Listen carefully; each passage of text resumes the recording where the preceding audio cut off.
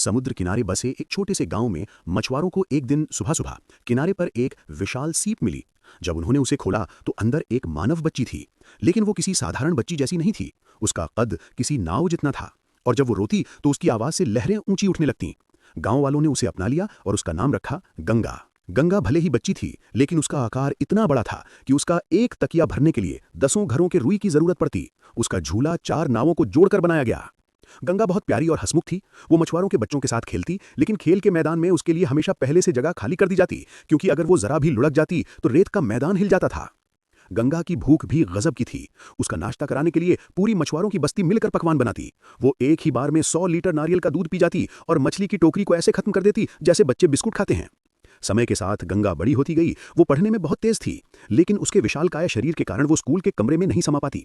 इसलिए शिक्षक उसे खिड़की के बाहर बैठाकर पढ़ाते।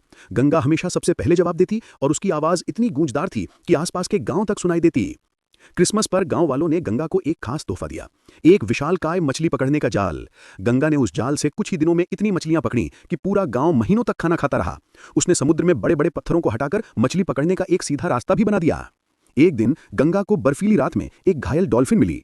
उसने तुरंत उसे अपने विशाल हाथों में उठाकर आग के पास रखा और उसकी जान बचाई। उस दिन के बाद से डॉल्फिन और गंगा सबसे अच्छे दोस्त बन गए। वे साथ साथ समुद्र में गोते लगाते, नई जगहों की खोज करते और गांव की रक्षा करते। समय बीतने पर गंगा गांव की सबसे ताकतवर रक्षक बन गई। वो चट्टानों को तोड़कर नहरें बनाती, बड़े बड़े जहाजों को रास्ता दिखाती। उसकी ताकत और समझदारी के कारण गांव में व्यापार और मछली पकड़ना दोनों बहुत आसान हो गया। लेकिन एक दिन एक चालाक इंजीनियर गांव में आया। वो एक मेगा ट्रॉलर मशीन लेकर आया और बोला, मेरी मशीन एक दिन में जितनी मछली पकड़ सकती है उतनी तुम एक हफ्ते में भी नहीं कर सकती। गंगा को गुस्सा आ गया। उसने इंजीनियर को मुकाबले की चुनौती दी। शर्त थी, जो हारेगा वो गांव छोड़ देगा। मुकाबला शुरू हुआ। एक और गंगा थी अपने विशाल जाल और डॉल्फिन की मदद से, दूसरी ओर मशीन थी अपनी ताकतवर मोटरों और जालों से। गंगा ने लहरों में छलांग लगाई, समुद्र की गहराइयों तक गई और मछलियां इकट्ठी करने लगी। मशीन भी पीछे नहीं थी। शाम होते होते दोनों के पास मछलियों के पहाड़ जैसे ढेर लग गए।